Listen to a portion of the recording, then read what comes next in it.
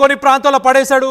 మిగిలిన తన మొండానికి సంబంధించిన పార్ట్ ఏదైతుందో అది ఇంట్లో ఉండగానే దాంతో పాటే మహేందర్ ఆ రాత్రి అంతా నిద్రించినట్టు కూడా తెలుస్తుంది.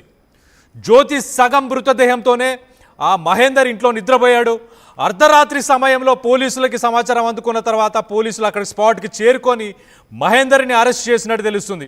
హత్యకి ఏదైతే ఆ వెపన్స్ ఏదైతే యూజ్ చేశాడో, కత్తులు కానీ ఆ రంపం కానీ ఆ కాళ్ళు చేతులు అలాగే తలని వీటన్నిటినీ నరకడానికి ఏవైతే ఉపయోగం చేశాడో అవన్నిటినీ కూడా పోలీసులు స్వాధీనం చేసుకున్నారు. ప్రస్తుతానికి మూసిలో జ్యోతికి సంబంధించిన శరీరాలకు సంబంధించిన విడిభాగాలు ఏవైతున్నాయో వాటన్నిటి కోసం పోలీసులు గాలింపు చర్యలు చేస్తున్నట్టు తెలుస్తుంది. సీన్ని కూడా మహేందర్ని కూడా లొకేషన్కి తీసుకెళ్ళి సీన్ని కూడా ఆ క్రైమ్ సీన్స్ అన్నిటినీ కూడా రీకన్స్ట్రక్ట్ చేయడం కోసం పోలీసులు ప్రస్తుతానికి ప్రయత్నం చేస్తున్నట్టు తెలుస్తుంది. దీనికి సంబంధించి మరిన్ని వివరాలు మా ప్రతినిధి శిల్ప ఉంది. ఒక్కసారి శిల్పతో మాట్లాడి తెలుసుకునే ప్రయత్నం చేద్దాం. శిల్ప, చెప్పండి, అసలు ఈ సంఘటన ఎప్పుడు చోటు చేసుకుంది అండ్ ఇంత క్రూరంగా బిహేవ్ చేయడానికి వాళ్ళిద్దరి మధ్యలో ఏంటి ప్రాబ్లం ఏంటి అసలు? మేడిపల్లి హత్య కేసులో సంచలన విషయాలు బయటకు వస్తున్నాయి. నిందితుడు మహేందర్ రెడ్డి తన భార్య మీద అనుమానంతోనే ఈ ఘాతుకానికి పాల్పడ్డారంటూ ఒకవైపు పోలీసులు నిర్ధారణకు వచ్చారు. ప్రధానంగా లవ్ మ్యారేజ్ చేసుకున్నారు. లవ్ మ్యారేజ్ చేసుకొని 1.5 year కూడా పూర్తి కాలేదు.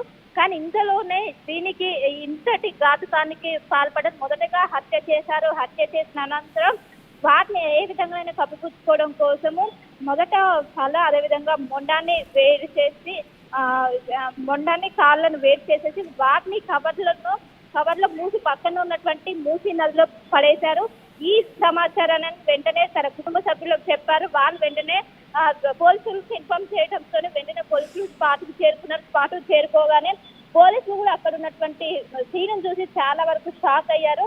అది చాలా చిన్న ఫ్లాట్, అలాంటి దాంట్లో ఎవరికి అనుమానం రాకుండా నిన్న మార్నింగ్ నుంచి కూడా స్వాతి బయటికి రాలేదంటూ కూడా అక్కడ ఉన్నటువంటి ఎవరైతే స్థానికులు వాళ్ళు చెప్తున్నారు. సరస్సు గొడవలు పడేవారు. ఒకవైపు లవ్ మ్యారేజ్ చేస్తున్నప్పటికీ ఏమాత్రం సంతోషంగా చూసుకోలేదన్నట్టు కూడా ఒకవైపు సమాచారం అందుతుంది.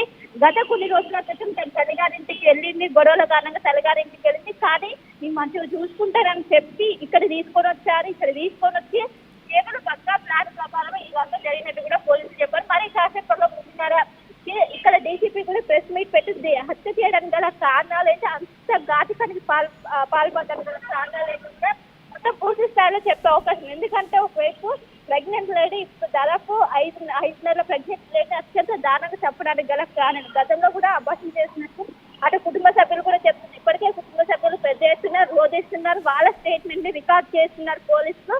ఇప్పటికే ఒకవైపు పెద్ద ఎత్తున చేరుకొని న్యాయం చేయాలంటూ కూడా వాళ్ళు డిమాండ్ వ్యక్తం చేస్తున్నారు.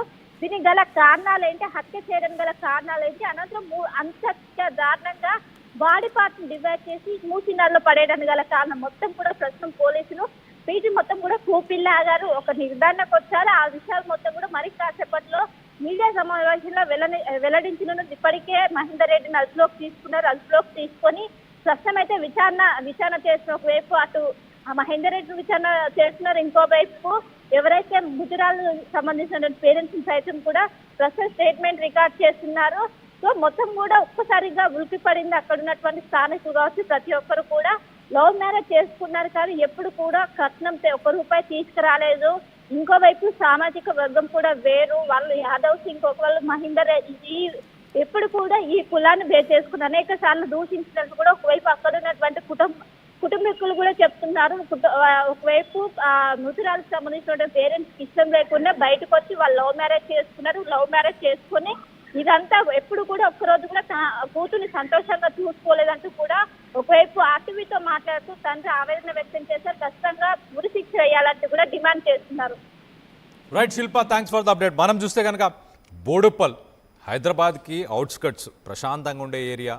అక్కడ 25 రోజుల క్రితం మహేందర్ తన భార్య ఇద్దరు కలిసి ఒక ఇల్లుని రెంట్కి తీసుకున్న తర్వాత ప్రశాంతంగా జీవితం ఉంటుంది, లైఫ్ బాగుంటుంది అని ఆలోచించుకుంటున్న సమయంలో 25 రోజులు రెంట్ తీసుకున్న తర్వాతనే ఇలాంటి ఘాతుకానికి మహేందర్ పాల్పడినట్టు మనకు చాలా క్లియర్గా తెలుస్తుంది. ఆగస్టు 23న మధ్యాహ్నం తన భార్యతోని ఒక ఆర్గ్యుమెంట్, ఒక డిస్కషను, ఆ గొడవ కాస్త పెద్దగైన తర్వాత అతను మహేందర్ ఆ ఆవేశంలో కడుపుతో ఉన్న 5 నెలల కడుపుతో ఉన్న తన భార్యని అతి కిరాతకంగా అంటే కాళ్ళు చేతులు అలాగే తల అన్ని భాగాలని సపరేట్గా నరికి ప్లాస్టిక్ బ్యాగ్స్లో పెట్టి అక్కడే పడుకున్నాడు హ్యాపీగా రాత్రి దాకా.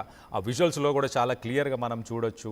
ఆ చుట్టుపక్కల వ్యక్తులు కూడా బయట కూర్చొనే ఉన్నారు. వాళ్ళందరి ముందు ఆ బ్లాక్ కలర్ కవర్స్ ఏవైతే తీసుకొచ్చాడో దాంట్లో కాళ్ళు చేతులు అలాగే తల ఇవన్నీ సపరేట్గా తీసుకొని మూసి అక్కడ దగ్గరలో ఒక మూసి ఆ మూసికి తీసుకెళ్ళి అక్కడ పడేశాడు. ఆ కవర్ చూడండి, ఆ కవర్ క్యారీ చేస్తున్నాడు చూడండి. అక్కడ బయట మనుషులు అందరూ ఉన్నారు.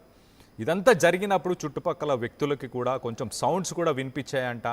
ఏంటో తేడాగా ఉంది ఇక్కడ, ఏదో తేడాగా జరిగింది అని చెప్పేసి ఆ చుట్టుపక్కల నేబర్స్ స్థానికులందరూ కూడా ఒకసారి అనుకున్నట్టు కూడా తెలుస్తుంది.